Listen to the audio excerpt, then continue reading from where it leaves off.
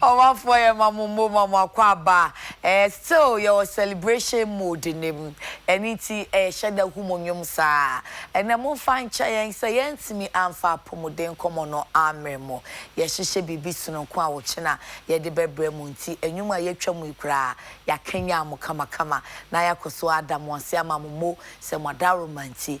Memendano mabasu body no enie nti se ano GM say 1 week ye dia baso de ka nti se dia ye ne die dani ye besoma wo dani edun kansa na wakogie mu no wakogie abafi se no eja kwabena ko ye wa ama nti ene ko na kogie breye a couple of birthdays na afi ye di ye nkomo no kama happy birthday to me baketwa yimu a brofumu anka beti my niece. Me my say Prophet Jekum no sa niece ne cousin ne nephew no pa me mpe no yeti be baby o papa na o papa nua o papa o ma mi nua ba unia afedie na my first cousin my second cousin me de me nya ho me ni sada age no kra eti we no brofofo no be come nephew but we me ba enti me baba wa no pay serie pa wo motwade asende me no na papa no wo defo anye di obi hu ani enti ya echanfo Debra Beche ya udi ni mu aduro Edenso ya echanfo Debra Beche our Shalom Christian Academy edweso ya yema utinkwa o yema awoda pa serie na edaha no na mesi nya mese unkwa na nyina oma wonsere sa oma wo ne pa enhye wo mfunumu ma na wo ma wo anichie na wo ma wo hoden oma wo nyansa ne nimdie wo kosuku yi die oma wo adwene etira wo de be di ngoma na wasua de no aba be doctor ama me ne odefo wate aha enti ya chamfo Debra Beche happy birthday to you. And then Yvette mama se wadankwa of Villac International School. Yvette, it's your birthday too. I guess you are in class by now, but your friends or somebody will hear and tell you that someone wished you a beautiful, lovely birthday, that God grace you, grant you wisdom and intelligence, that you become an awesome and outstanding woman. And see Yvette Mame Sewa Dankwa Villac International School. Happy birthday from your parents and your brothers, Kojo, Eko, Jojo, and the entire family. Bakubi Musuwaha. Where are you? And see, happy birthday to Uncle Joseph Adoboateng. Uncle Joseph Adoboateng, Municipal Director, Electoral Commission, Ablekuma, and National Chairman, Senior Staff Association. Amasapon. Se mua Amasapon, we should be the American and no more for Nafra. Musi ama happy birthday. Enya my birthday. Ama no say, what we should be. Enti ya muntie ni na anu bi de ye kan wie ya wo se ya nkrofo frafra se ebonu na manka se wudi birthday o mafe na no mafe na ka che sa ama we miss you modoro so I will say alagege we love you mamu nko ka happy birthday bia ene onu mom na wo ka che ne wo fa Joseph Adoboateng Municipal Director Electoral Commission Ablekuma say wofapaye wodo na afi wa show happy birthday unyamisha na amanya nomination wa abasobodi a ye friend no say Ghana Outstanding Women's Award into Outstanding Woman TV Personality timpacho hwehwena to aba emano o hwehwe no Instagram na wa follow na wa to aba ma no ube dial *713*14# na wa follow prompt no na wa to aba e de ama sapon kuma GC if you say wa boni din e wo sa Women Outstanding Awards no emo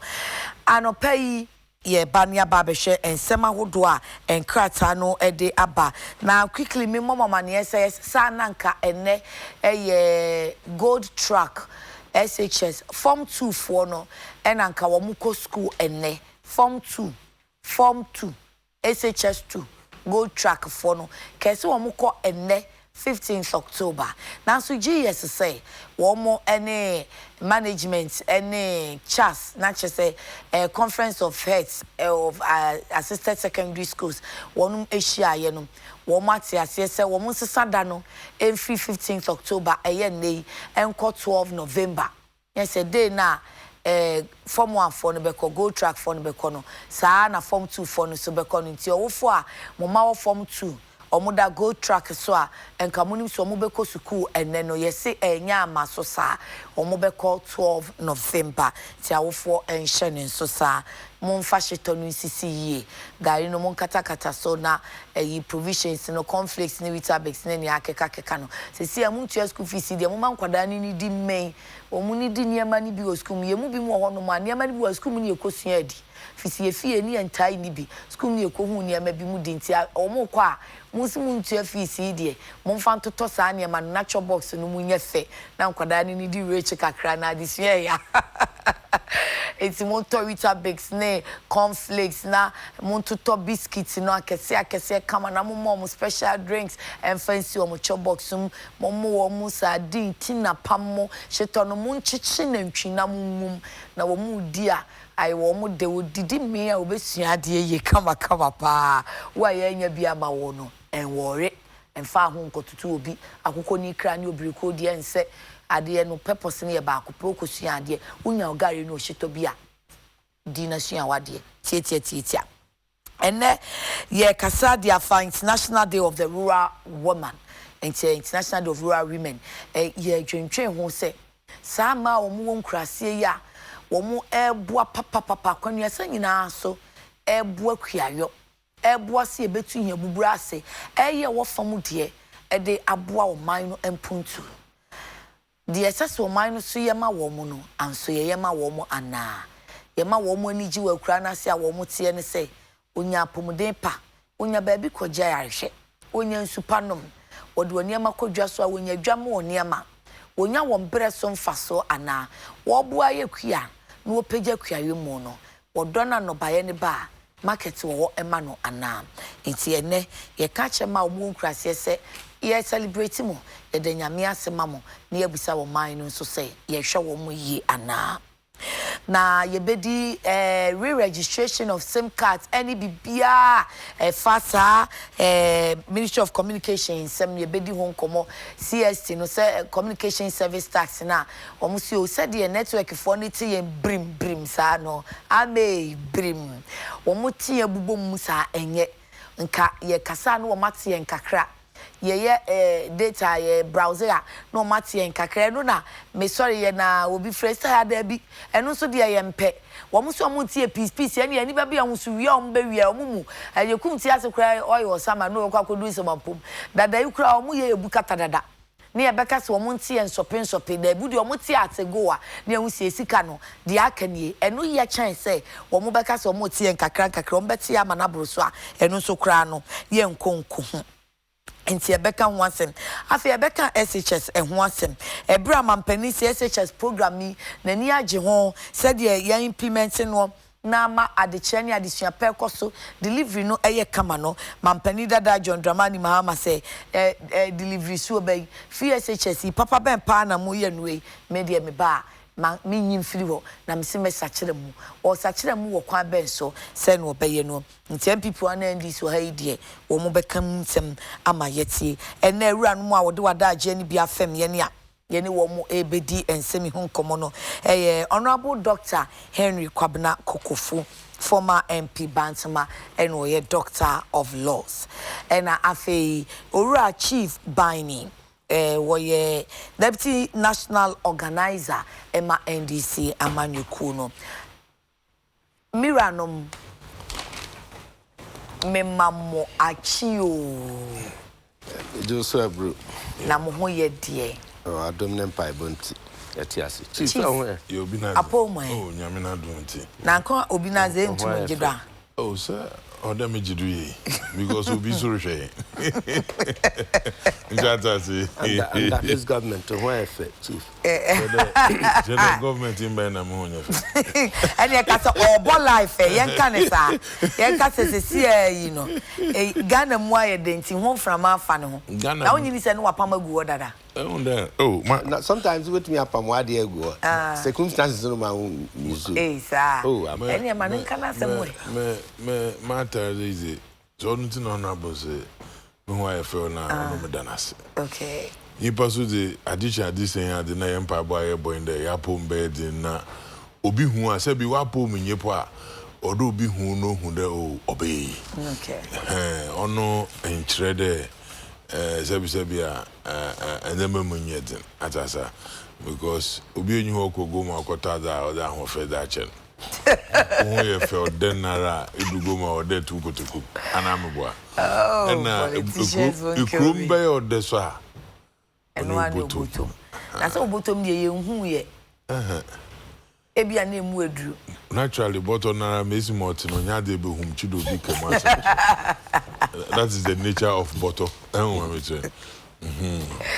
okay ya pamocho memenda no so RTP Awards radio and TV program and a personality awards course so ye da mo asese momode mo ne momo a musori a enhima eba ma ye dwendwen nsem ne ho no ne nyina ka ho nti se Adekye Nsroma ye TV program of the year na Peace FM so ye TV radio station of the year na media group ne so eno so ye Despite Media Group nti ye ranom se ye mfa mamon ye nka se ye da mo ase pa awards ne dawson but kakra ye duminu corporate one any individuals there enyina kabomwa eyedumienu nti ye pamocho muhu a na de etie no okay mda yanso ye beda wase osande wonso se wan hihye edwuma ne nkodu pempendo ya ode ye beka ye wo hu na ye nyi ya anka onye he ne yeso ye te anape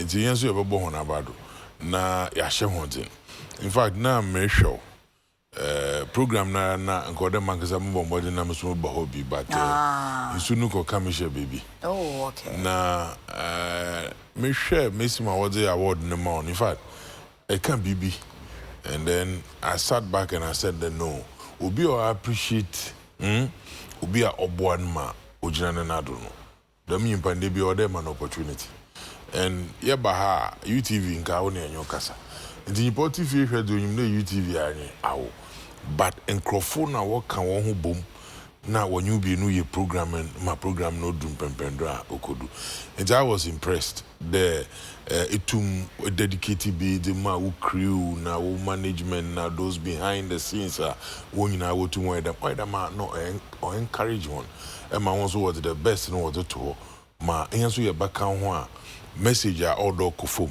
at least you are to inform and entertain and if nkofuni to me set that platform no more na no pay request na nya breaks in a cut na need the best of quality in terms of technical men and other or backstage for anyone ejuma now program ni na what to say it in short and you appreciate ejuma wo ye da wona say you best read the obokodo awa man platform na here so yetum ye dinsem ahoro ye di atugwa ma nyimpa dodo no wati bi no wa inform one ma wetum what about on brai ye ma wona yiko ya ebe ma hwefo ache anopai omampani ne amampanifo nyina amamu ayuko efise omadwuma ana mugusu amoye ebre atwam kobra makunta Dr. Sekwame despite oye na adwen se obeye we go into media any ade no ye mu bia na e ben no we got to know say yes something good bibi kese babe happened to Ghana in the media landscape nti ono onua Dr. Ofori ye be ma won moni adwuma Father Dixon Dr. Father Dixon kutikuta mo wa adwuma ya beduru ne na monsusu moje pene se mone adwumaku be ya adwuma you are the face of it bibia said na chief okay se mo anye nia esefata na de biara da na ye adapetwa mpuatwa ene kotro amaminya nka munu be bia modrei matrase hu se o mansom eni nyamsom na ekọ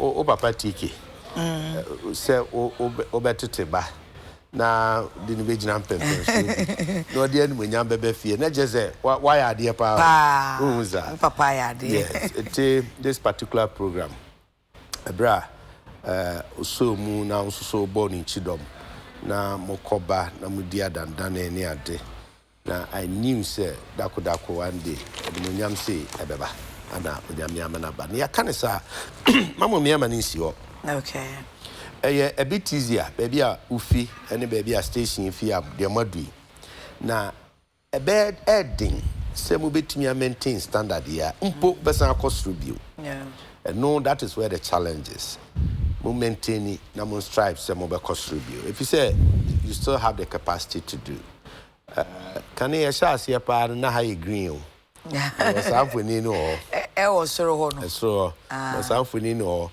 ana akomwa transformation ene ne man kakra enuanum bia beka ho ebinum sua ebinum ehu nti ye bekoso ada nyame ase na amamo me dey way by mo production am say ama kuma to so we hwe amame a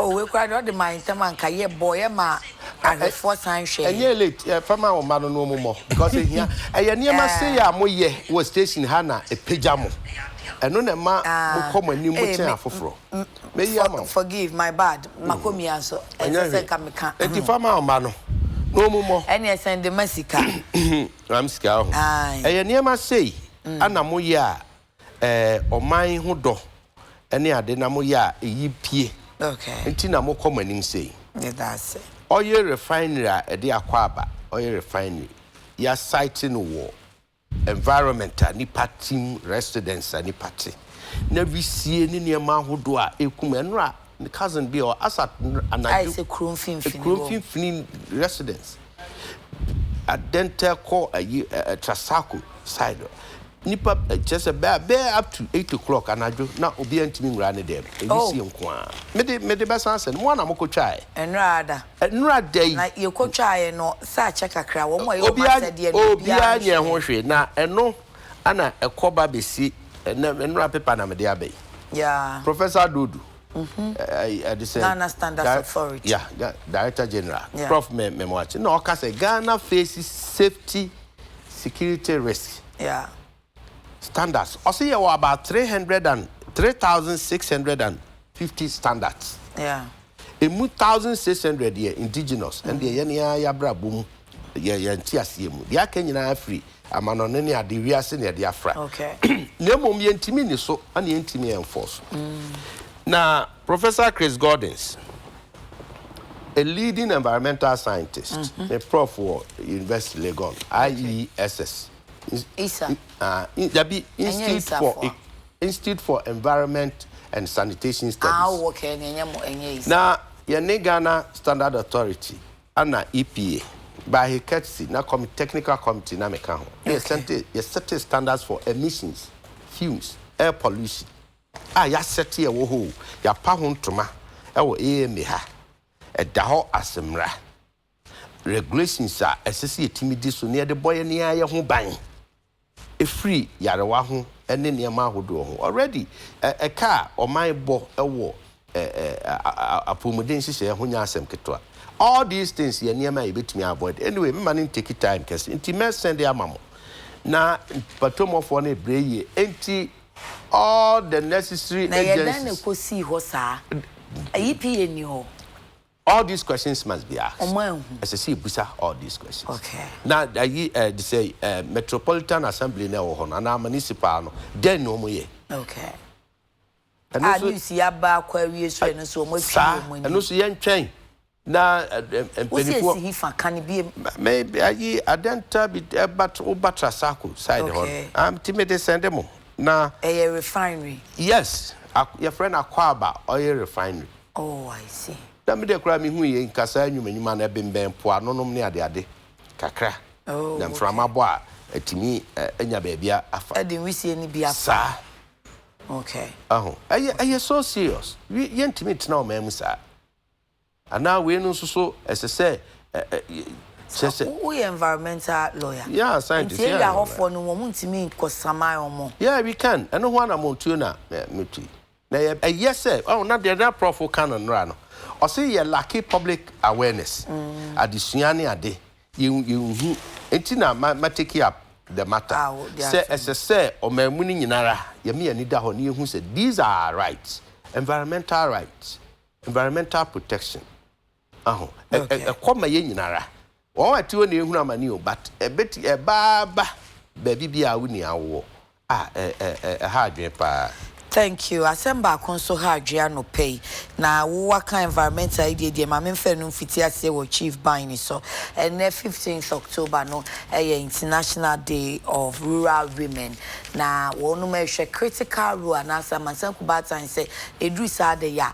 Yen hwe critical role la ma wo nkrase wo mu play say yebenya aduane.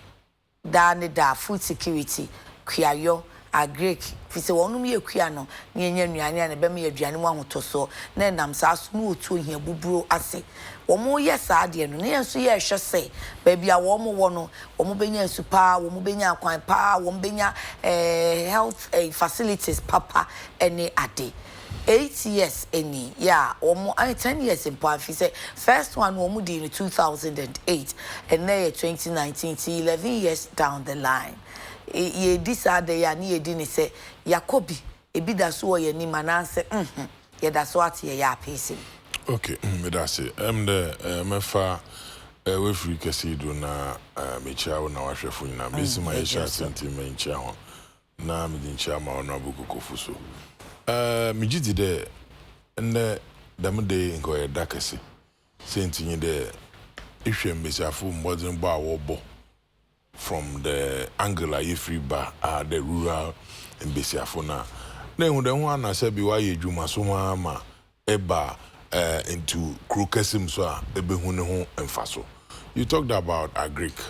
Sebi se eko nkrasi na eko hwe juma soma unanum Besiafo woye wode boa won kuya juma sebi woni won kunum di juma nde ono onamondo na me na wo yetum ye kogwam na yetum ye nyebi edi kofina na wo se wo de fata e bampo ano a is the same because se ye nuanom wo be kopo na wo koyi na moda ba nam no baka mpo ano ho ye mbesiafo no na wotum woto naman anade wodi gwa no wo de ba ma me na wo ye nyebi apart from ono so ye do no to nche na besia dwuma wo ye wo fie de tetemba. Okay. Ma wotum sebi wo ma ubia afi krebi. I know mom. Ma mechen. Enti se e trace ade bakrum krukese ni mpo a. Nyimpa no fi kura no ne nana bi besie bi na dwuma bi a waye ne ho mfaso. Ena nne yedi nyan ewo krukese. Na da no na mehwe video bi ma BB code I think it was somewhere in the T region or so. Besie bi sorti moto do so o deliver or ko awoma wo kwando anankrofo wo share wo social media.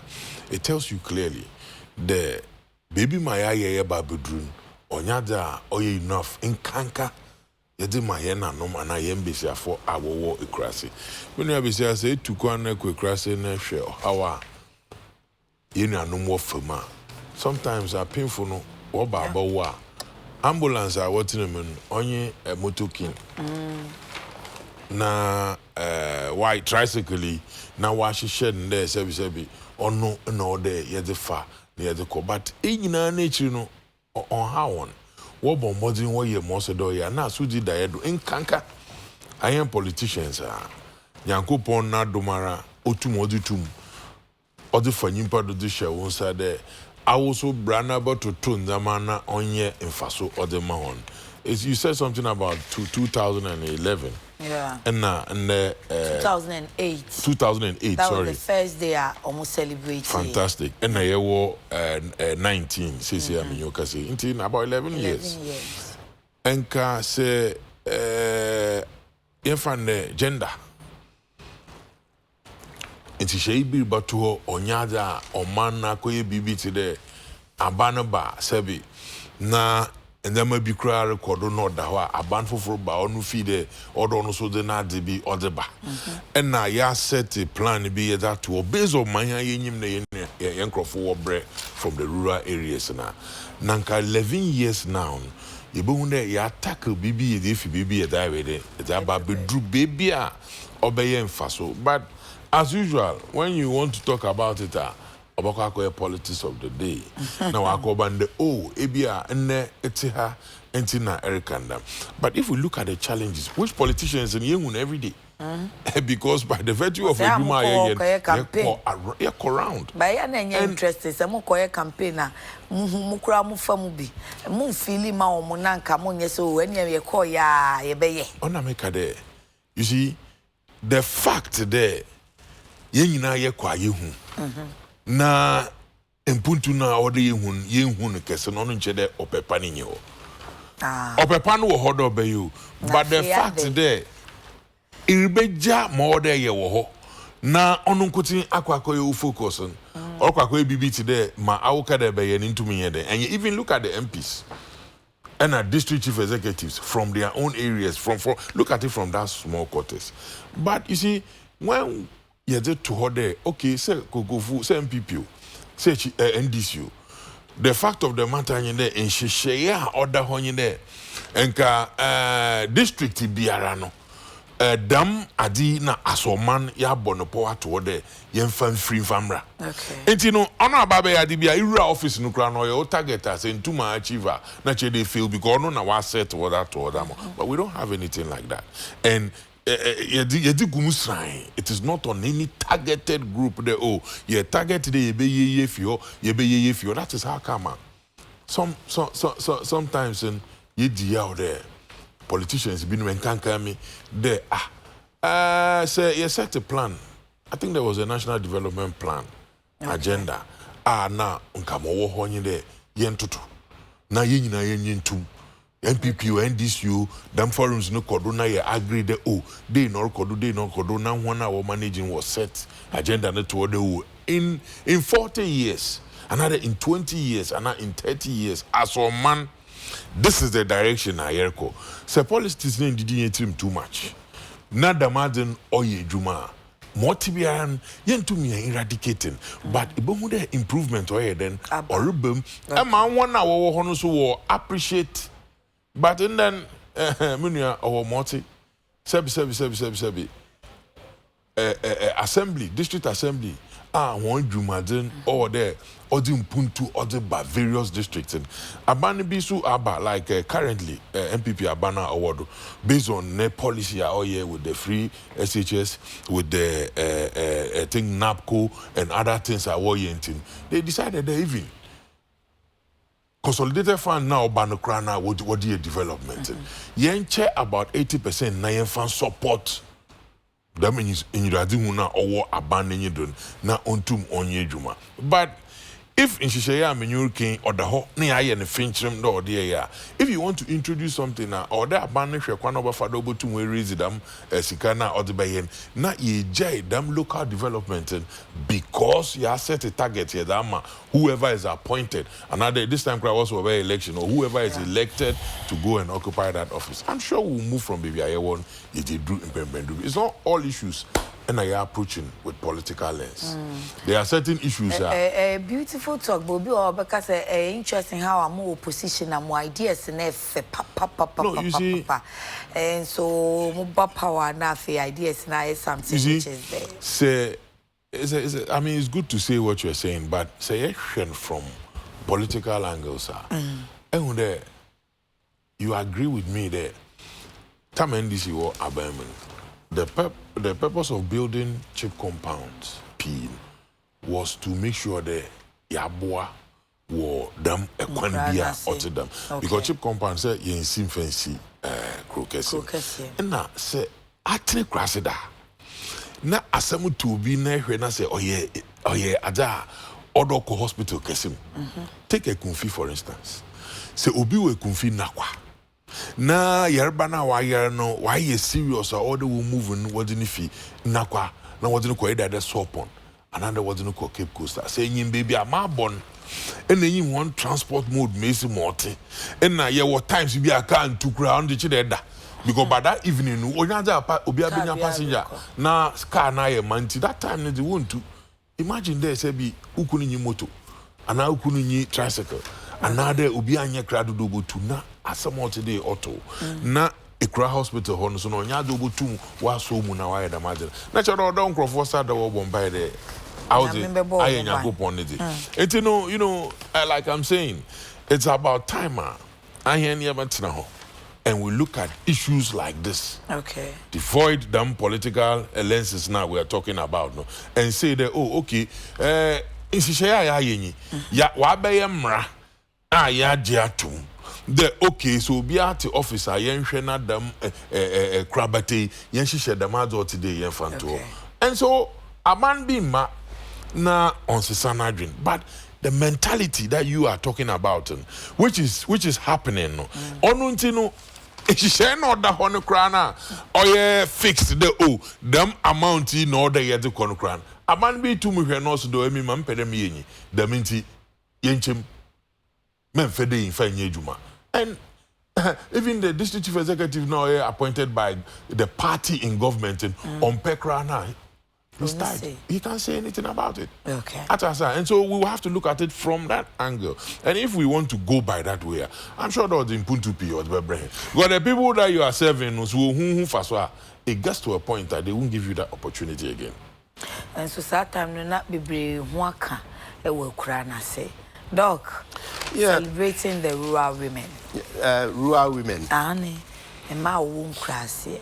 My Shishan Krate, my hair said, Kemuba Kukra report from Daily Graphic to ABR.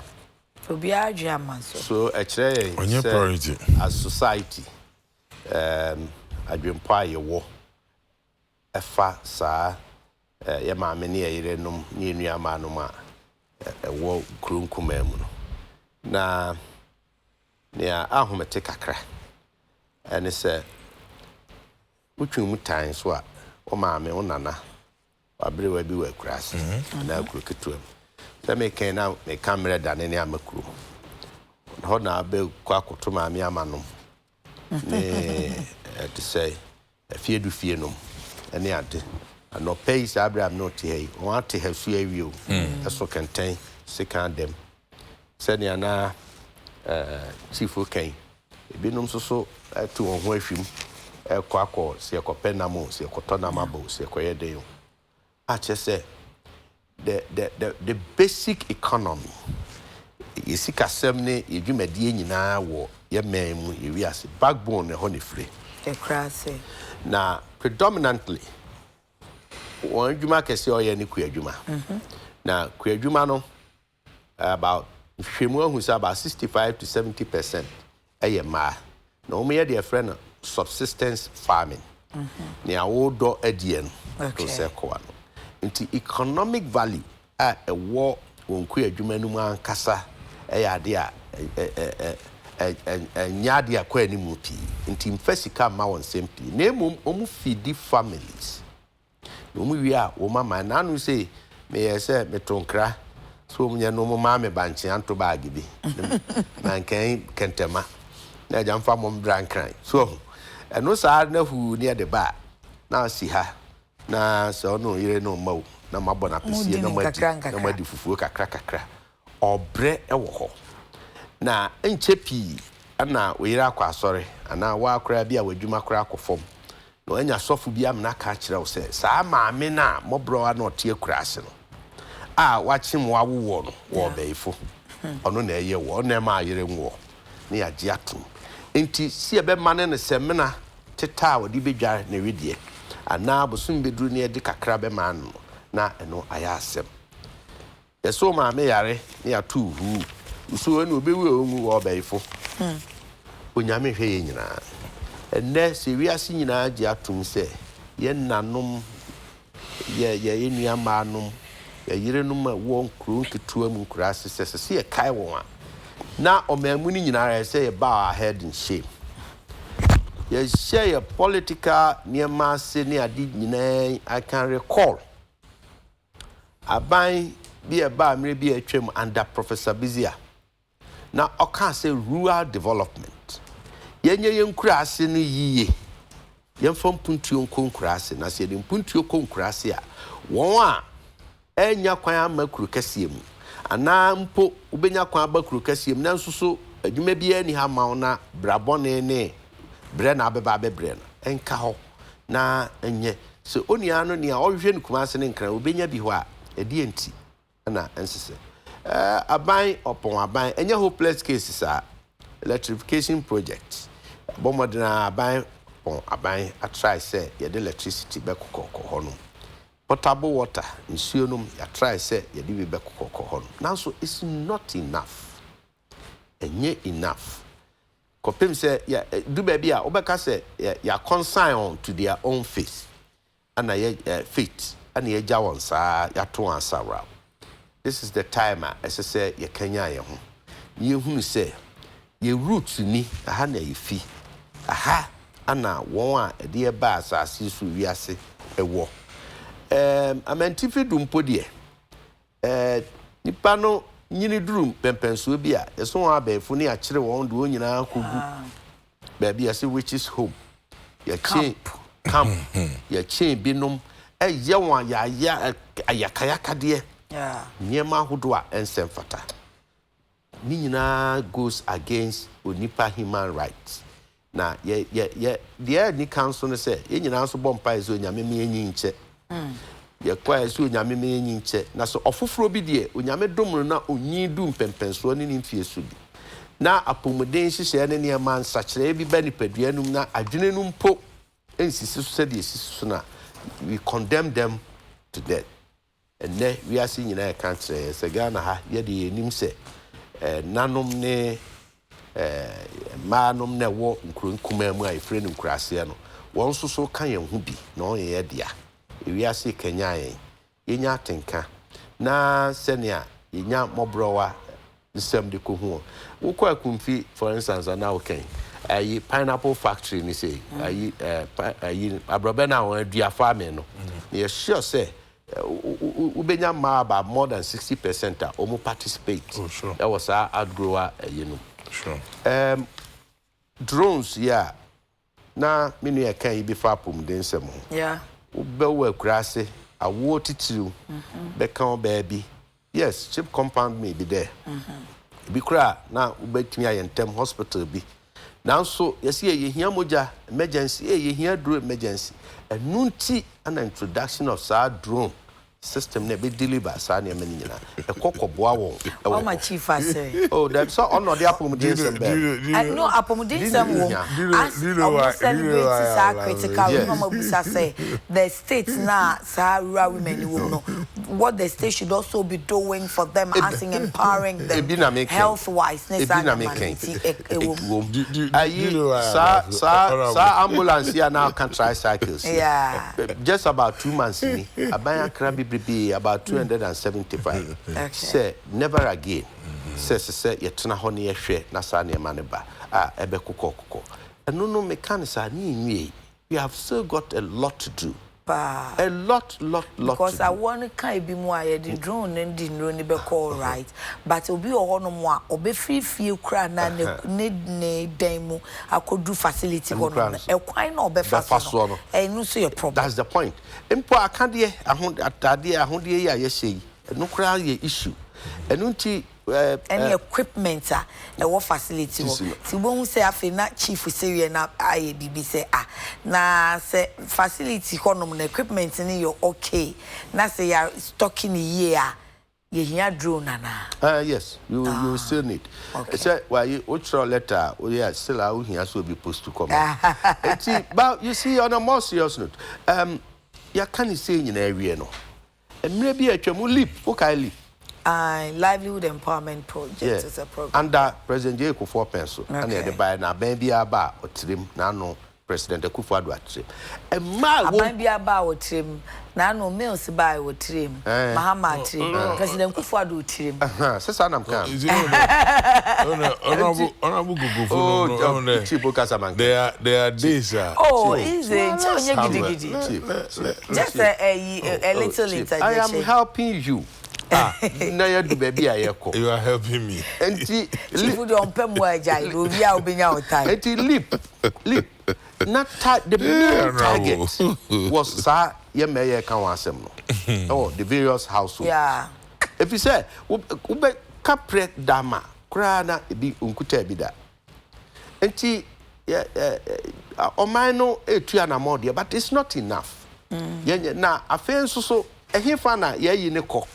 Sa communal family communal living no. Living no. Ye den dan ye ho ya no. So gradually we are losing them to Western values. And for so be any so.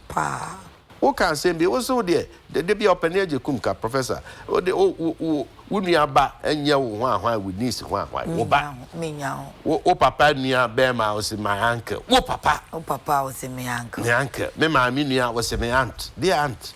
Wo ma me. And those are the things indigenous a friend say adia ye de tete ye part of us.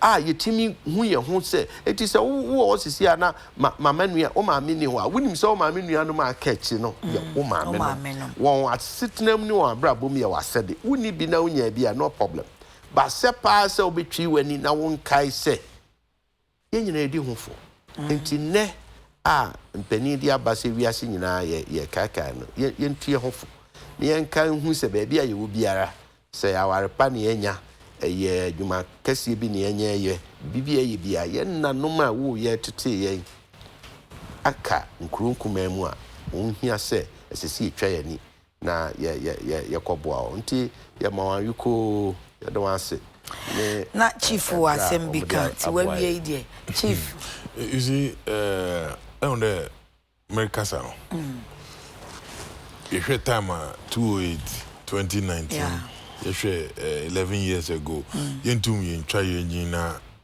yen fan kan bibiara de na ya and the thing is specific to yen na normal wo yen krase. That's why the word rural war ananya da. Okay. And the reason why I laughed the time honorable here in the as usual of honorable Kokofu, you know, although you know, or score point kakra or the man as usual saying that's baby a point to team score in minimum in na baby model drones be shame ya na truth be told there aim there damn drone nangasa no so bafa moja no da yemboa da mabisio here moja it can be at the rural area. Why? No want to inform moja in sudu or dam friend we cross on one. You know, yes. You need certain people. Before it was moja be sudu, then when you pan hospital kesim. Yes. I'm telling you. Ako wekura. Emma ako srubi wo cheap compound ho. Another damn small clinic no wo wekura hon. Emma nyimpa da ho ma ohia moja won refer no hospital kesim. Emma what moji sine do dem wekura. Honestly, imagine in fact if female kura say back ko kese mu na mu wa. Nti mostly no one kasa wo. What I'm trying to say is before I recommend the edrum pempena ohia de wodi moja be sudo the kind of moja wodi be sudo in free wodi be hwe moja hu de o yi no ye ya na moja nti won fon sinu don onyi hin krase. Let's be honest to ourselves. From that angle, like into what lab, any chips compound, no chips compound has a lab. You don't. It was say omo Asian so who say moja nefa omo be come lab terms. This storage na no we are natural. About be do them every time I best. What it is in there say yes shende o asemi ayake in there 15 nereko she share it to honi ye 275 and I dished it go to less I think 240 or something. Yeah. And you know from that point in ye fande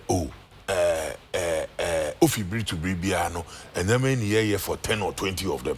Okay. For 10 or 20 of them. Meanwhile obodru afibi 11 years back there yet ha yerikanya ebona yen cover ni nyina kra yenya endema horo a yenu anum besi afo no ko won ho we kra wona obutum waka what they do talk is brilliant. Me, I don't want to say talk is cheap. Talk is brilliant. Kwame Nkrumah. Yeah, kasa brilliant. Kwame Nkrumah.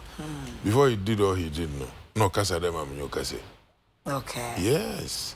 You see, ye ode ye dum pemprenu bia. Nyamisuru obaka ye ho ya na mo na yetunu. Great. So bandama onye de menka na sebi menka ma onye fe wo wonyim onye fe wa hwefo wonyim na mensoronko. But there can ye ni na nyim do bi suru buatan. If you have that at the back of your mind, as a country, not as an individual. Okay. Kakran, you butum you do baby. Yeah, that's your Nabu Kukufu. Quick one, nothing. Yeah, CST. Yeah. Any registration. Yeah, very quick one. Sanity, we are duty bound. I said it. Say, as I say, it can company here. Okay. And Pimpi, only pana who do be bria on Wukru. Akesima on ye adwuma on semobia on kowonchi ekwa me kai Dr. Osekwa me ni onua Dr. Ofori afibia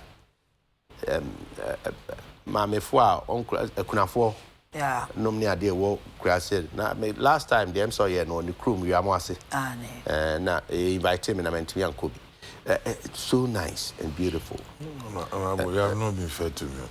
And I say I'm a new Tadum TV, made me birthday. Mazumu Kunafo. It's for me example. For me example, no one carry. Oh, sir. Oh, birthday who call you Kunafo? I want you kumfi. In Cranhaya. No. Look, phone call. Who program you are here?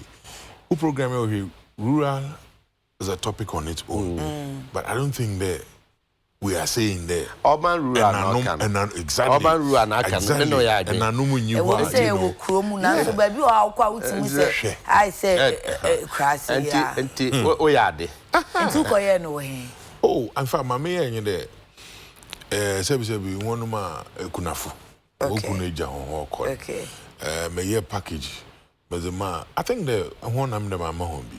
Peace FM I don't think I think them are my next time I bring next time no but I say peace na YouTube peace na YouTube or adequate o ti ni na ya 1 million group na despite group na me say Dr. Osekwa oh yes or the doctor full ono na yes any chief bini faka we are mwase chief bini wan ko we are mwase we are mwase and indeed mfenifo ahodo bebre na se wo hwe first lady fubia aba o meyimu a de bia na meka na nakunadu agima Rollins se ne na namontuo ne niema ahodo bebre ni nyuma bebre na gie towards nkrase no empowerment se be ya won betimi adanda na emani ene aye recent first lady ayewe personally he called me and said kwamna den na metimi aye e de aboa enuano ma na ewo nkrase ni bi in the area of they say forestry afforestation no niema and the time my boss say wo officer John no mo ho epe wo amafa ni bane o make sure say maya ne my wo nkro nketua mu around yini ade nyina bebre ho a otimi de on buy ema yemfa won and beyond that nyuma hudo bebre ekomo ho say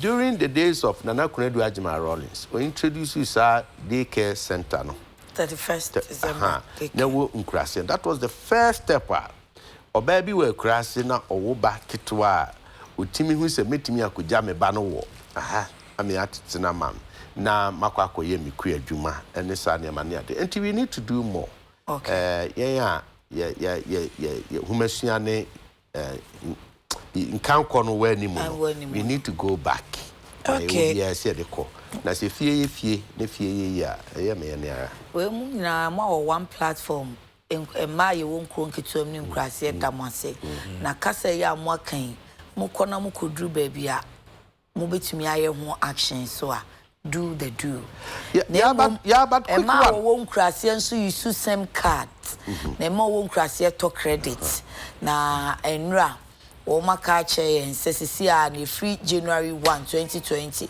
ekosi June 30 2020 also be a register the same card na mo de boy ho ban e de free akromfo ne ntwemfamufo no frosters ho na CST no na ebika no talk tax no etwe yen dodo 9% no se no amame esla keka na adwen pa de achetel kos no and then krata no bia ni se de fan bi o se wo mu ehye per se enkrofo enya aban no ho hanche na so mo fa aban ho adwenbo ne ya aban unpopular na first 6% no se kosi na mo nte kra and na de 9% no a na chirebe na mote nso a na mama ho text message na mo dikan so atini boom osini nyina omo hwe na omo nsesa na afa ye data na ayeto ayese wa nyusu a spy no ni nyina omo enyai but amanfo se tax na na ye omo problem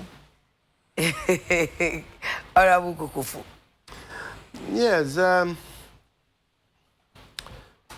eka ya ma me no nkrase ndie ketu em se babesoso ya o no kan amayofo ne abaye but monso ma ya na mo kuro mu no mo ye nyuma no ne ade no monso mo twa kapa o okay munya won be ye bo okay 2 mo kai won se ye won sacrifice nti na modudu ba bia modi ampa so ho nti monso mo twa kapa I think the communication minister asem na no dia tudwa no CFA SIM card na SSA you register na make I somewhere along 2016 or so NDC aban na wo ho no ehinte se komo pese ye be re-registration me kai papa intimi chire the particular time but me kai pa o mo hinte se hu behia SSA ye re-register your SIM cards no na me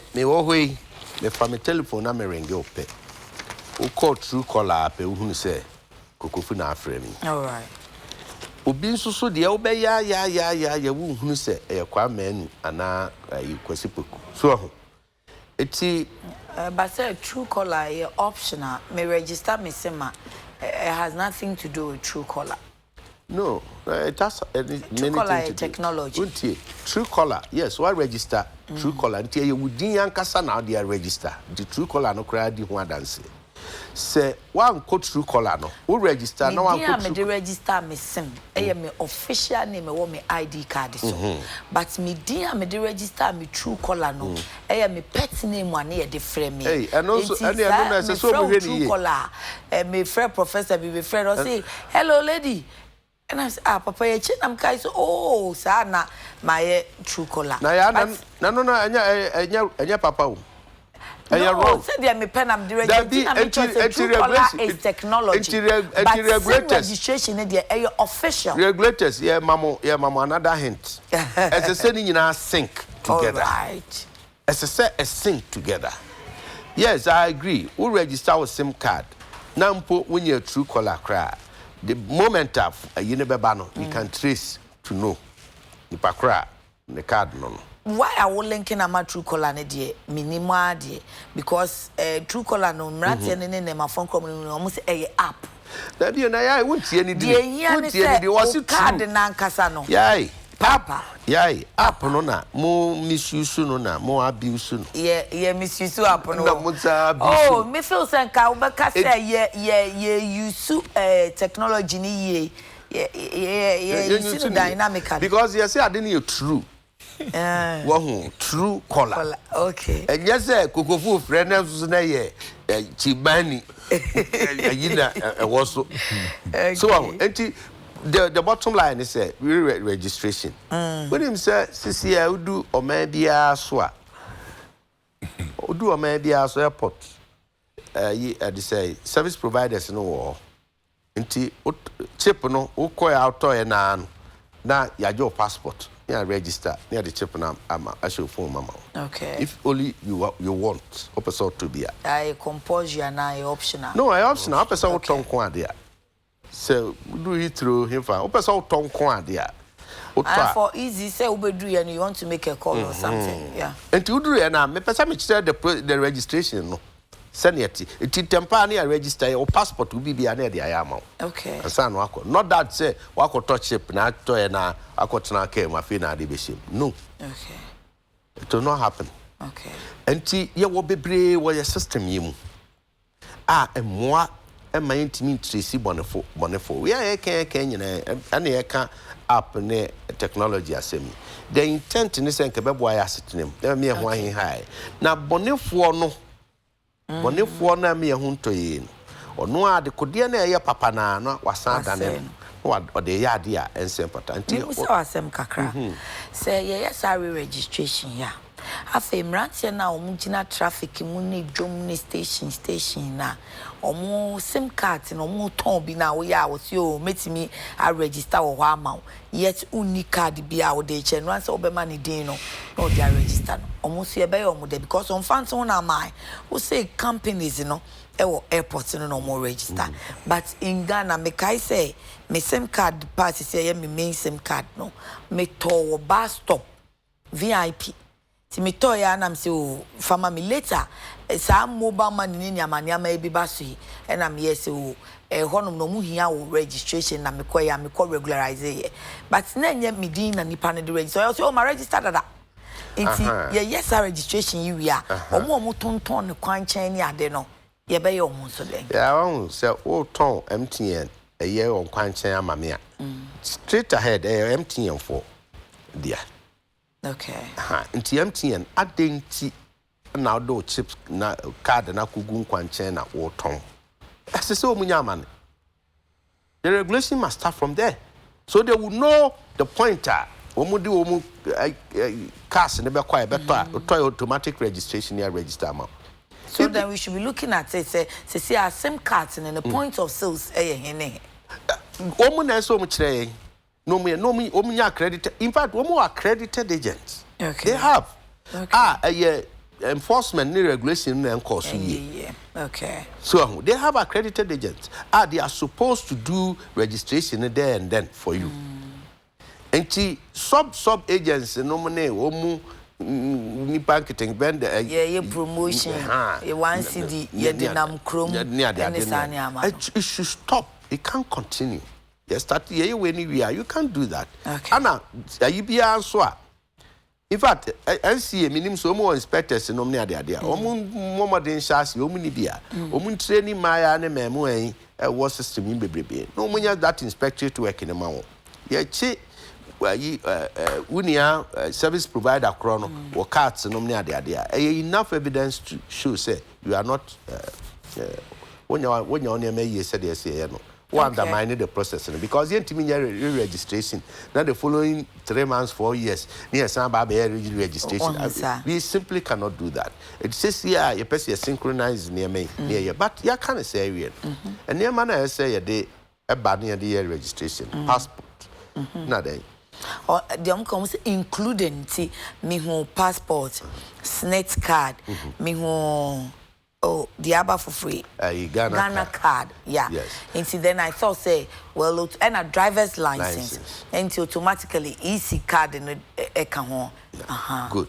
And as I see, making sure say, more or less, Ghanaian be our one of these years away. Ye can ye kako sabin krum kumemu more. Yeah. Ghana card for ma on naso. Na on yere wo hun tentem. Me huni se by now ka Ghana card e wi o adwuma Ghana ni bi akuta Ghana card na nka beboaye they should speed up.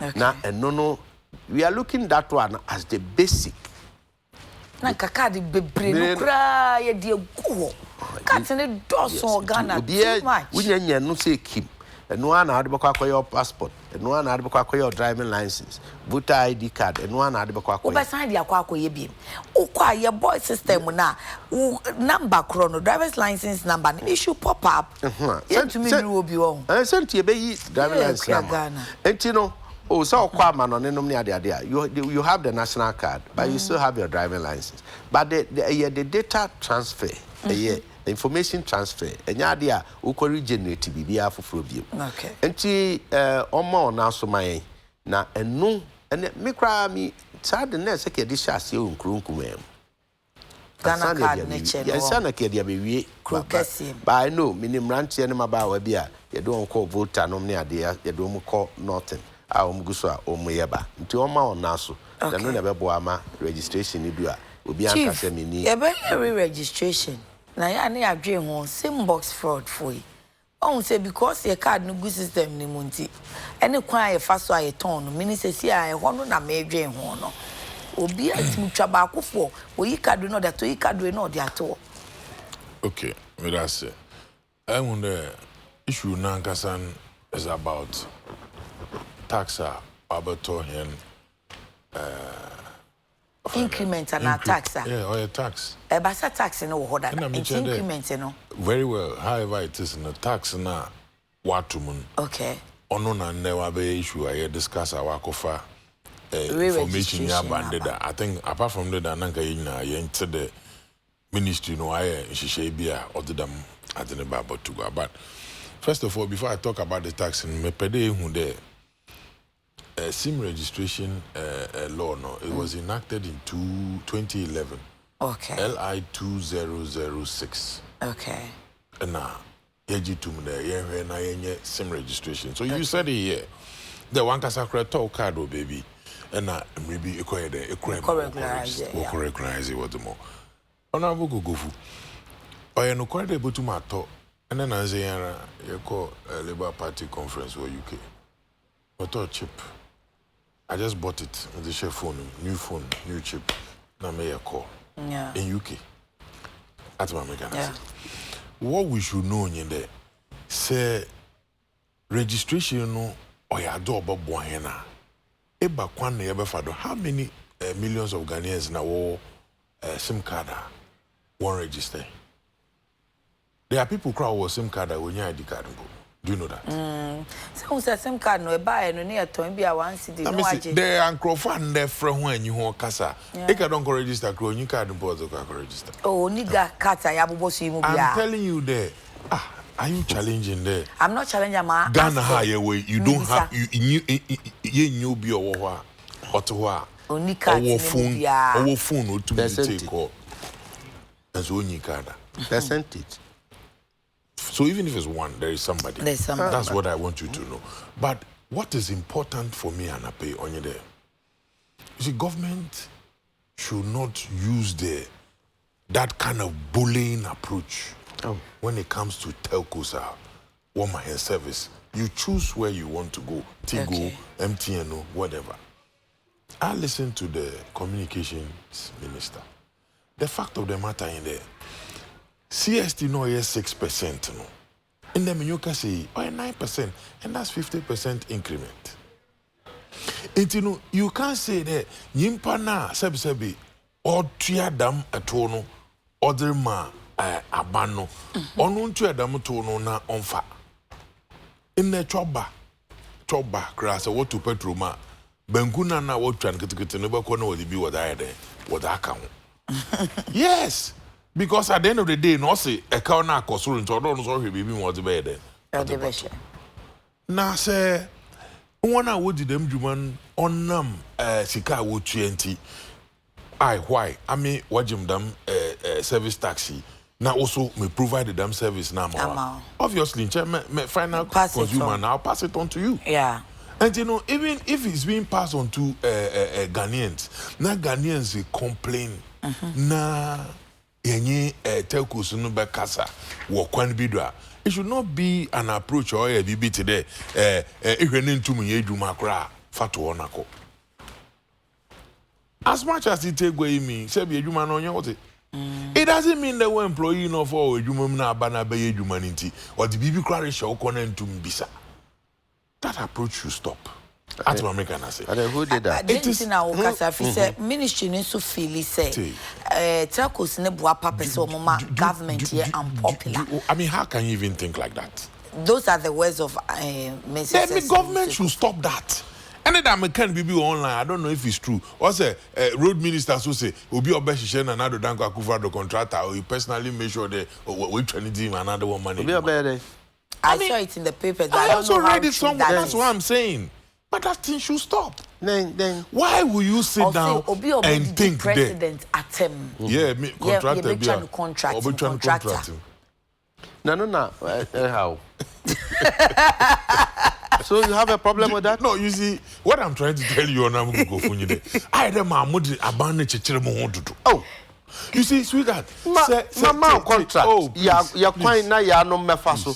E kwai no onye ne mum atenie ni adapa na otua na atwa na anya kwai na. Nye nyine fa ma de obey kwai. Contractors have Thank you for your related suggestion. And some are saying that Ndada na dosu president oya rascal. Asem onu nam kromi. Onu nti na work dem answer. Mo de mo encourage you on uncha adapa. Put him show president catch us oya rascal. Aba asem na again. Yo, president na say DBS reba. DBS hwesuru to. DBS hwesuru no cultural values. Cultural values. Can't see a beya coffee. Asem to that can't see a beya coffee pineapple factory. Na coffee factory na nyama utucha osisia na roba. Na factory na nyam president Akufo-Addo grojina himfa osi ye nyina e omienu. Ebufu no digina do the kadam ye bema ya chire hu bibi kakra ezi cultural values for a candidate to stand on a platform and say they o mienu. What do we have? One clarify. Etiwa. He's talking about Mbema. But he later clarified. Clarify what?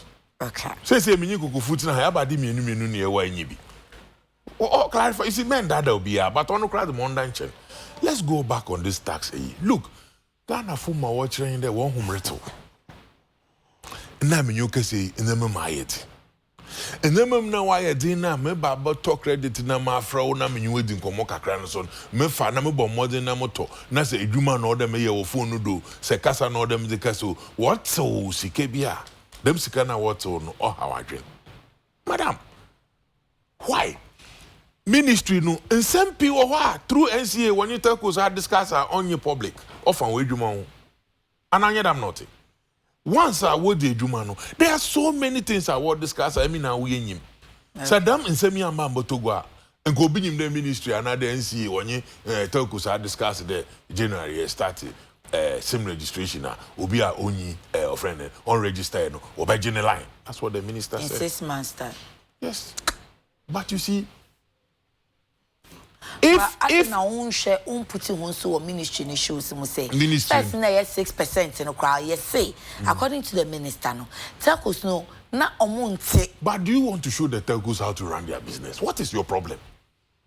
Obi any business. Is it wrong for the minister to also assume that any person mo ya buy on popular ya ni chief ala sem na ye ken hey enti no e betre telcos nkwa won fa do wonye won aduma o enya ne sa ho but ade a wo ye nso na yen te say ye betre aban because aban ye betre aban den ato me 9% and me so mebubu ene wa kwa 70% now whatever na me that what has aban go to in fact 1-2 ma it is nka no 6 na bia friend and one what now as a corporate body anyway who the you able to absorb them 60 into them na ti yento in the wabe na yentu me absorb into your transfer that money impact because me too am the mama hadn't no more absorb it and they said that they used to do previously now on 1 year in trend. You see, you cannot, you see, the approach you should go and discuss that. It should not be this one. And if you think that, yes, if you think don't know about Boa microphone, and even at all working with them, you think they are XYZ, I will need my over to why you but it's about the way I will be doing come. Okay. But it is not because look, sir, telcos was a new system nima. Emna yanso yango ba kire ya. Oh, and that technology. Vodafone na oya head no cry ya trade. Ghana Telecom na ye ndia. Onna make the Ghana Telecom and wa be Vodafone. Inde ye trade. Enko kai helu na drusu ya o. At American I say. You see, it's about time. All I'm trying to say here nyede. Tax on the day, on 6 from 6 to 9. I did 6% now, at about 9%. It's 50% increment. Ain't it more to be a betty or with you? Yeah, I can't say it was 2%. Oh, however it is, today as we are talking, it was 2% it is 6 originally. And you see, I don't like the way I run no money. That issue, but the honor say, quickly, we have to run. Of course, because you let it appear. Are doing no. It's what we are talking about. You let it appear, as if it just came up. No. Any process. Anybody, and look, governance is a first, you are taking my time. You know, in canon. Ada yentena yakase lip President Mills Yebi, President Mahama Yebi, and Yankwachi. Inka. President Kufuor Yenu 2%. Ya kra no kai o de. But President late Mills needing ya no kai o. And Emma do from where straight near the Kobe the Kwe. Ya no kai. Because I'm a president commander ya de. Man period ya say de. Ona go gofu. Wa ban obey. Oye no kwade. Na oye 6%. Minyuka say no 9%. I'm saying that 3% now are back on. Oye 50%. Yeah. And a business na say one more was the 2B do not 50%. I bet it. Don't look at it from the 9 pay, but in them work can be more so. Inti microphone will feel heat no. And then they decided that okay, say me feel heat no crunch service no crowd na me demo. Na say aban Gemini na me so me more service na will be find free. Nti o dey tua. Nti wa transfer what they called. Na ye bakande telcosun na telcosun were political parties and then once we adwuma was for pedo problem with minister posture ne said your car na sem no kran so sabi wo ebi onu so not ministry nti onim niam bia ekoso obi koka no query because why adwuma won't you na kaw ndada bema onu fi de wadada nti o use word ibisa mo had values okay into other contractor no nyimpa exactly. At my make say, all I'm saying in there. Oh, ebia feedback our ban as a ban or trade and Crawford complain. A Crawford complain, okay, I will grant like you asked me. Tell question why I ain't able to yakano. You put them together and ask that question you are asking me but you are paying 6%. Damn noisy yanti. Into a ban and no so I change mu there because them increment abaka unti the man me too. I won't ya banner in Johnny Mason more so far. And you will have a way and you won't communicate, but that kind of approach I had yaka into in yes so I want punish you. Then so they were saying that our crediting what to another bundle no one farm more a cut off for now and some for my cockatry NCA. Yeah. While I been at the NCA reporter. You see, let's stop that. You see, and find a better. I will find the what to bond. See, my bundle, my bundle 70 MB, and I said 70 GB. Na bosume no beson ke o say bia bosume besona ma yusu awie. But bosume beso bia na mo 50 GB bi also. Afi besha ne say show. Almost ma yusu nti mash. Nti no say no say Oshwa. Directive and minister or colleague Obi Obisa and say as soon as possible. I mean, right there, Orcas what they are saying in there say Obi renew the following month. Memo and Shunguna one fanka one farman. And now Obi said and say Yimpa no sebi one fan can one farm mawa a bedding.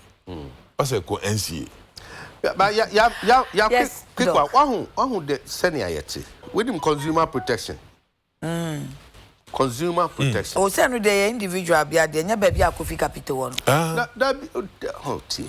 Or you are talking about here protecting consumer in general. Yes. Ghana don't consumer protection for no consumer protection. So it means say yet your memory. You need right to be as consumers. But you just said report. You see, you are not doing the public any good. Remember, if that is the stand of NDC, you can't tell me they go to NCA and report. Listen. If that is the stance, if the stance is that of NDC, say you pitch the public against sir.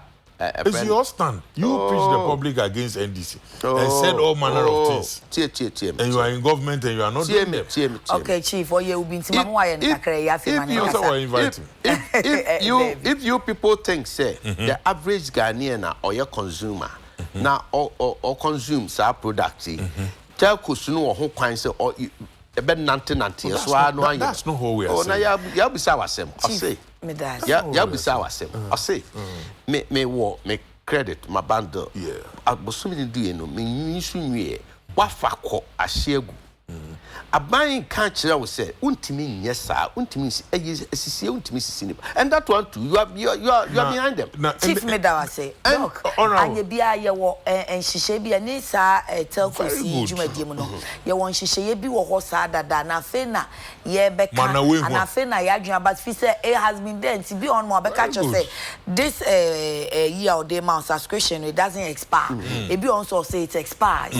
Enti awo wa enti ne ye wo nhihye bi wo ho dada. Is there like a policy na emrebi na regulation bia enti afe ne ye behwe enforce and answer ye buga they say you can't do that, you can't do that, you can't do that. No, yeah, whatever you look at it, would you too say yes and yes oh yes dear papa so yes but ebia na ye mremu no ye ni hihye bia o santi onu so betumi defend remember remfi so omo lawyers akese obeka say emra ba na ye breachie ye na ye ton ye product regulator won kan che ye say ye ntimi nya ne santi untumi me popo wani che ye.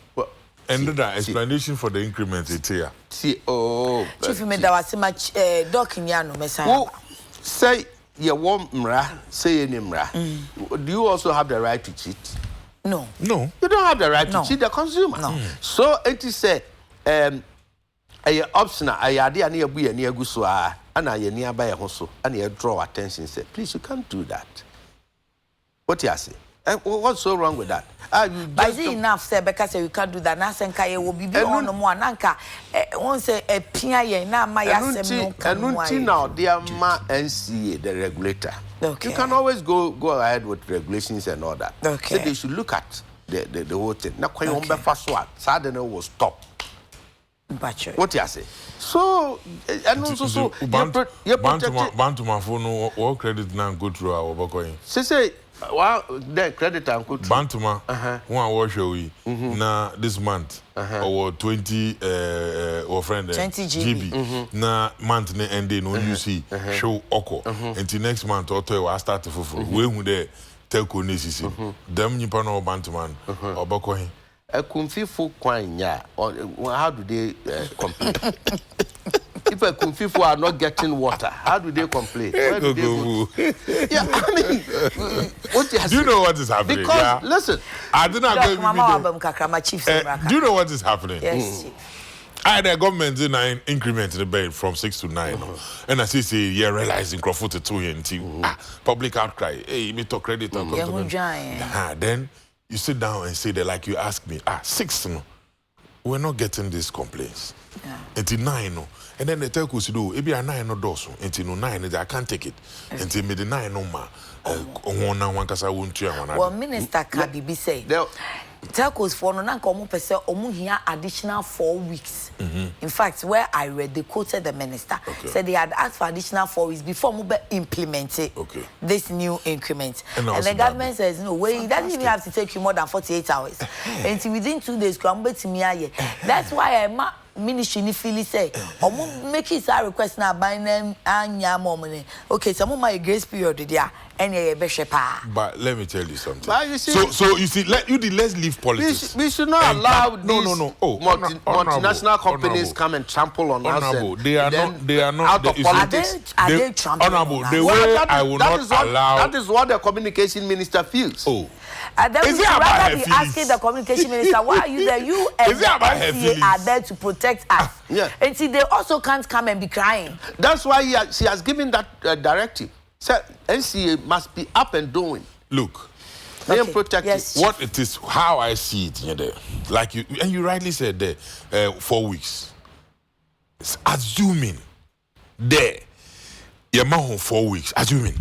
Without admitting that one farmer or whatever. And a woman 4 weeks. And after 4 weeks, what started the war them humana.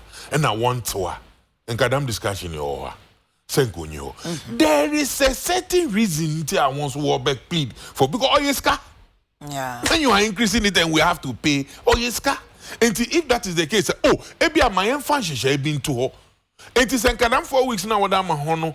Wasu na wundi da minister no so and then or team then crana we are with you but say mo akwa yenye de I was the 9% name microphone na okay now microphone to credit na say when use ni nyina awa akoton I was him there to 50 GB. No, make sure they're able to use it. Oh, you see. No, do you get what I'm saying? So I don't have the use. I don't question there. I don't have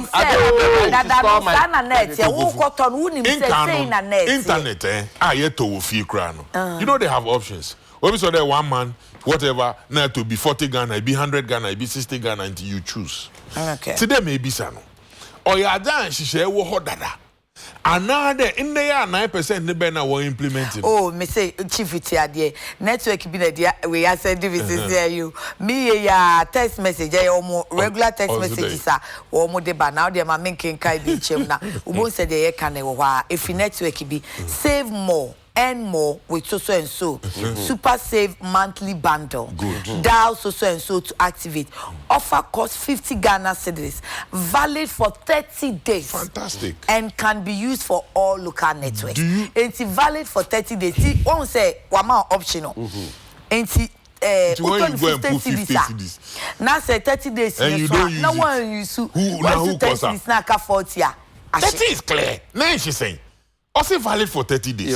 Sentina Busa said not regulators no. That's the point. You want she be what sadia. Send your cost regulators no Kenya San she say. There be to me and yes idea we. But you need she na fe na say wo ka say e be your multi tax na ye ni abri ni say mo kra sa condition ade na mo ye no. Sa conditional sales no enye ne kwan so a enti se mo TCS ni dia ye nso ye ka che mo say minister no o behave there. Behave there or ball. Now, Ojina feel that war ball now what's the way you need. Also watching the That's what is happening. No, she's protecting the public. I have a problem, Kaka. She's protecting the public interest. Message in fact that's a job until she can do that. A message here can. Yeah. I mean me say from business do on a different note too. Ma say no text message. Me over in the service provider. Service provider. And I send no message there. Oh, about to my bundle for 50 Ghana. Yeah. Mobile money I would to them bundle na di. Ni phone since I won only 50 Ghana would da. Ma when ya be at 20 and 30. No so no level. No. That message you on on kasa. Say be balance also a 5 CD 10 CD and also what them in our bed obato. Now I tell you there, me wa bundle a medeba mo ito 50 CD. Able to be used for all networks for 30 days. And na akan na jatu na ako wallet na ako yi 50 Ghana idaba abato. With the understanding that you can use this for 30 days. You sit there 30 days now so. Ebi a okra uso okra in the anchor online po. I'm fine here. 30 days nature. Me catch you answer na ebeto. Adekye I started day 1. Another 30 days I ever start. It's there. No. Me use 30 days etwem kra me use. Enti famadema. Una utuka wo kan wa kwantu ase. Road work mama kasem tro DVLA. You have to register for 1 year. Say etua 1 year na say 1 year ne so. Na anchor renew net 3 years. I can renew about 3 years nyina.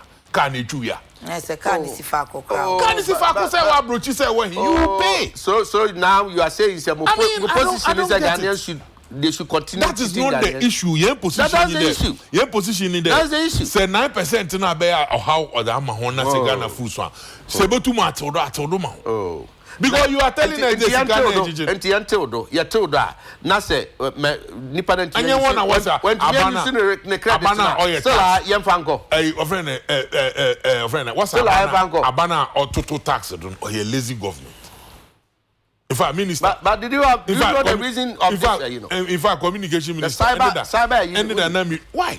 Cyber crime. Where are we? Sikana wajiji nankasa. Do you know the 80% of them CSC na wajin it goes to youth employment? Somebody is also asking there 9% increment now wajin. Emranisi 80%. Emranisi 80% in Koho. Obi who be another question there. 9% neje no. 89% new are you taking the 80%? Also no. My other mahona ni edbe mahon in kan yebefa yebehwe yepedi edi cyber crime no hunse some more fine. But if the law says the 80%, obi so crap to me court. So if you increase it to 100% somebody is saying that in Shishenye there, communication service tax and Yenfan Konkoboa, Wadam youth employment on 100% take the 80% to them until you go and change the law. And you see, I mean, in business, it's not about changing a time. Okay. You have to find a better approach. But the fact of the matter, in the tax, you people said there, or a lazy man approach. Sure. And in a talk right, what about one for lazy man approach? Anything as a service provider, no more CC crowd. On your service providers, and Kotum Grant at the man saving in our. Who told you? Now we are the Daniel Chrome High. Have you discussed this issue? But that is what they have been doing. I got your credit Mobia to Usikebi. That is what they have been doing. 9%, according to Wankasakra, you read a quote. There was a woman what they've been doing long ago. No one discussed. No one here kwana over to long ago. What is subsidy? What is subsidy? At American I say, they are in the business and they know their profit margins. They are certain what to electricity, what to water, kasa, thank you. Ye koka woko tekus. Obi kojiri contractor. Okobro mo na say ojina mu aka amaye. Na sisi aye Kenya mini honorable Kofusi emi me support tekus. Yes, that is exactly what you're doing. Obi contractor kojiri that is what you're doing. Ministers our version another huba mutual contract. Ebe onye Ghana fo no woto abamawa. Why does he say they will raise it? So can't we talk? My doctor Sonkabi. Then to me express here. Yeah. If that is their stand, so be it. Okay. Abai will have to protect the people. Until the mere fact say we need the technology, we need the telco, that doesn't mean say okay. Until government through the communication ministry the necessary guidelines. I am expecting the NCA said in many near be on bay bit me protect your interest to be they should do. Thank you. Unfortunately, yen to me enka mampeni that Mahama sem ya. Oh Prince, mommy to a time what would have to 4 minutes. Why? Yes, no so exactly. Say they be reforms some day, but there no so na die. Now when you vision no ya there no say correction you are one won't mean Today. Yes, Chief. I want to put it on record. Okay. Anybody who says there, President Mahama, also there, about the reforms, Baba, Emma, free SHS, why no, sees it there, Mahama pede ucha, free SHS ma. Them it is two things. Either do a beeful. Hey. Another Mahama no ye nehi. It's two things. Hey, we beeful. No nyadi. Oh, you beeful. Hey, what can be? Yes, because President Mahama, free SHS, say ye be Mankrofako school, say no to free, no to on ye free crap, pay constitution, I progressively free. No. He started doing something. President Akufo-Addo also no, I'll pay all. President Akufo-Addo started. President Mahama Wakade, free SHS has come to stay today. Before Osisana no ana. Osisana no he. Today almost here daily guide report tintin nyina oye adwuma wo ye politically just to huntuma wo de gunkrofo enyu. Why? Awo tina hasisi na ese de hona wo ko good. Double track. Hona wo ko good. Nkodo wo konde. Yeah, that's the announcement. See won ko dabe. And we are form 2 for number 12 November. Now come 15, but number 12 double November. Track now band by. Abananka so catch hand obey double track for how long? Oh, a maximum of 7 years. Thank you. So it tells you clearly that double track or a challenger abaning who there. What the free SHS reban? Because some must start free SHS not double tracking you. At my American I say, in that menu can say in an answer Moframa Beku school, Shasamo see one independence square. It's just one of the few. Did it happen or did it happen? Missy, did it happen or did it happen? It is not miscommunication. It's not triviality. It's not miscommunication. Right. The ministry no set it up and invited people our issues to come there. Not all people. They actually invited people within Accra. And who said the people in Accra are they people? You. I am telling you that they invited people. Chief, and you are stretching it. No. They are not all people. Can I come in? I come in. The entire me can say miscommunication no me po me catch o no mo ka say amanfo na anti o mase o say baby a wo bia ko regional education office and our parks ahodo Jubilee parks a ewo ho no no ba wo be hwe o mafo mo ba yi no obi kura free kuma say obi free north kra na wa ba ho efise wanti ase north no enko obetimi akọ say tamale o Jubilee park ewo ho no no makọ rectify problem and they ended up so mu yi sa solution center no po fi I will put my menyo yadwen. Okay. The fact of the matter in there. Say communication ankoyi, say communication koyi, ministry nankasa or G2 there was a challenge with sebi systems na kwana wofad way the margin. That's why we face that. Nobody is happy. Yeah. There as a country baby ayenyi kodri. We should face that. That's not what I'm saying. Okay. But anybody who sits here and tells you there, even the government sitting today, day in and day out, does review and make sure there are the reforms, Baba, because I don't know what you're saying, and the numbers may increase, and Tina Mandrin Day, a China them day, a China them day. And so, if President Mahama Kade, so Oba officer in 90 days in or the Sisa be or the Baba, why? President Akufo-Addo 20 whatever, yeah. He apart from free SHS 2012, he said it there, obesity school 350. The video is there. That's what American say. But Odru Neya Obe implementing them free SHS. Or how kura wama sebi at the papa now yen or the ma wofon there. Ubinum krano unyaya se school ni mwebea and a dan pi woho and a teachers pi woho and ka challenge anya si enya. And can you put 1,000 na wafa na 1,000 they will all go. But President Akufo-Addo ni agye say initial implementation of free SHS program na policy no I very successful. Am Ghana for do not to me emu akenkan ni atwo. Anybody who is telling you there implementation of free SHS on kodroma onye mfaso on fa ma o ma no. Na chere nyimpa no sebi on tasem on wade. That's what American say. Because in that menu say on free SHS internet menu discuss as Musi Independence Square. I know that much. And President Mahama is saying Ghana photo Obama na mayor mampaina. Free SHS na but before free SHS na do placement the omunya sa challenge na maye kan impose na me be so there. Challenge oba placement. That be na nehu na nkrofo trash. Okay. Since our mommy will bagana, have you seen that before? But people have challenges. And Crawford will complain, mommy now, oh, and I'm a back. Do you know somebody to help? Why? You know, to be the You see, anybody who wants to sit down, anybody who wants to sit down and say that free SHS, onya the papan, nimpan or morty.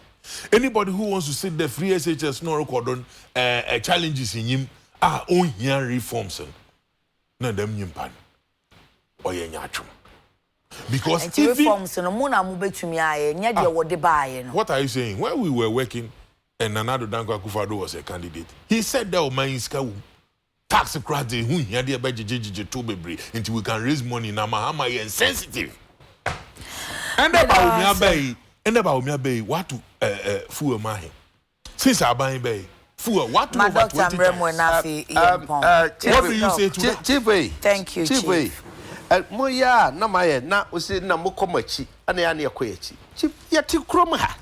We knew ni amoka fa free. Yati o me kan kram de beche ba wo de me fa. Oh my Ghana mu ha. From 1 2 3 4 Leocran, the late Leocran. Osi just 20 years it can never happen. On one kasa Mahama at Tamale 2012 IE presidential debate. He decried free SHS. I said haven't you gone past that stage? I'm coming. Chief, thank you. No, but me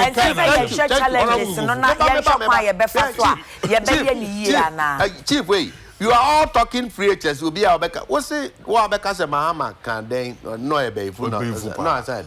Obi Obeka de Mahamas will be free HS. Oh, you baby. Hana debut. Until me become because me a baby. Either they be for another Mahama never buy no way. Oh, you will he? Mahama and both. And they move together. Oh, tie me ya beifo and because Mahama bo be free HC. Oh, beifo. And I mean, oh, Nazam. Oh, serious. Beifo, and I am. Chief Pacho, I can't let you continue doing this. Why? What has Mahama got to do How can you say that Mahama be Nah, I don't Why CST Kwareba? What are you talking about? Beifo this one. Yeah. Chief Pacho. Where do we get minya? Oh, me say me pa. Oh yeah, nyen. Me ye. Na nyen no chede e sekata na. Wo de Baba ka de Mahama ba obetwa free exit. Me ya wait. Oh yeah, double. I me ya double. Nyen complete. Na Mahama o kan we. Tie me ya double. Me ya wait. Mahama not Mahama won free HS collapse. Nandi asam na ke. Mahama wa baby. Oh, enya Mahama ono ocha I say nursing training. Enya Mahama asam na ke. Dr. Pacho, have you taken o camera ni Jai Chief na? E pa yen fa box is ya. Yen 5 years. Mahama na ye kana asem no. Mahama na ye kana. Pa yen to ne. Eye Mahama na otwa free ayidum no. Teacher training allowance no. Eya Mahama otwa nursing training allowance mu na asem ne ye ken what you say eya Mahama ono wo ye president no ne nkrofo wa abem no mu ka say entimi nye ye free SHS entimi what say their challenges wo when we were in government northern region the three northern region schools order they were on scholars they were on free yeah, two school Northern Educational Scholarship. Yes. Northern Educational Scholarship. It be 3 months near two schools. What is it? Oh, hey, please. Mention one. Oh, mention one. Say all northern schools, secondary schools are all north. This is a big platform. Yes, a big. It's a lie. Please. Jamie. Hey, I'm one so addressing because I want to make sure I'm Yeah, me say. When Mahama, the same Mahama, or no, who problems war, challenges war, free SHS, or review, or dead. The same Mahama in government, nothing. Nothing in upper east, upper west, Nimian, and you're two schools in India. 2 schools in Num. Well, the dona. What's in India? The dona because she come back. Yes, they complain because she come back because challenges room. And these are the very schools, sir. Who are now so you know. The very schools are omni baby mo friend beda. Omni konya e Honda nkwadado on bo eto form no mtro so ade. And then kwala for mo bonto form biem. Da ejeguso ya senji ni nyina. Mo ka say kwala wa. Free SHS. Mo man na machina no mabegu no. Omo koye. I fact me admire we you my. Yeah, anope when ma de kodenti omo nyina to sa anyom. Omo koye survey. Over the 6 new created regions. Oh god. And a survey in a report to say President Akufo-Addo will win 2020. And this is from the commission survey. The commission results. National Security have briefed President Obolu. President Akufo-Addo will win the 2020 election. National Security and the reasons you know the man any business say because people are interested in the free SHS. Mr. National Security report. What's free National Security onye obi aya ma okoye recommendation. National Security. Candidate and this for say quickly as quick as possible. Mamu Kasentia free SSB. Munya turn around. That is why they've whipped them in lie. And now they are in the free SSB. Mugas a Ghana for Yadana. Thank you. 9 more than 9 months. More than 5 seconds. More than 9 months. More than 9 months. Very review. Free SSB. Nothing anymore. Honorable also 5 seconds. Semiko Kumasia. 1 year here, mam grad only more mam. Okay. Because it do bantuma nireni and only them not. Honorable as a person politically is on record there. Onyo bia at a point in time also minko parliament bill. Minye parliamentary elections. At a point in time. Honorable can obey parliamentary elections. When? So I want you to know the in politics. When? No. Why? When? I wouldn't even have to ask. Before 2016. What? No. Yeah. May 2016.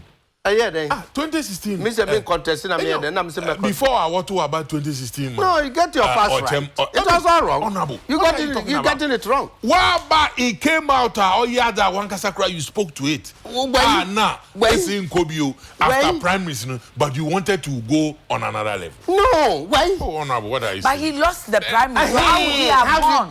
What are you talking about? Yes. Right. Well, Lucy Prime Minister. Haven't you seen people who have lost prime minister and have become parliamentarians before? Oh. And that's a parties allow independent candidates. Oh. Is it about party or is it about your choice? Because if you choose, the party will take you out. Oh. What are you saying? It's a public information. Everybody knows. Then you're why open me speak to it. Honorable. 5 seconds in Honorable. Even regional elections. At a point in time, people were saying the Kokofu Pede regional chairman.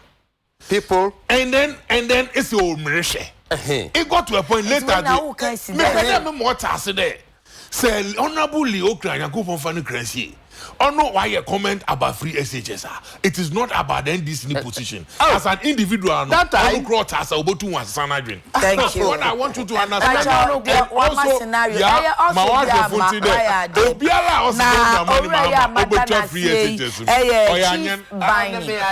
Deputy National Organizer Emma NDC Amanyoko no or me fama no kasa me de me nyango me kura me se oyisu ane me uncomfortable.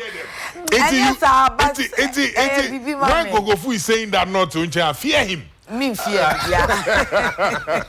Chief Biden, and Honorable Dr. Henry Kobra Kokofu, former MP Bantama, and Doctor of Laws and Opeye Damasi Papa Pase, Modemada Jenny B. FME. Pacho Yakuna Mani, yet also I will fear say, said I will share on Wami number 1 at Yeti Baby, and then to the hardworking crew, Yaye Juman Nenso. Yebeko GM oni akwa GM lunch why nti monso mo my ade pacho nyame nhira wonti nanim nkyerɛ ensi uye ensi nsa no adwuma yokodu fia na adwo a yakai se obeda nanse nanse da no ena di ochena nso de no ebeba yakram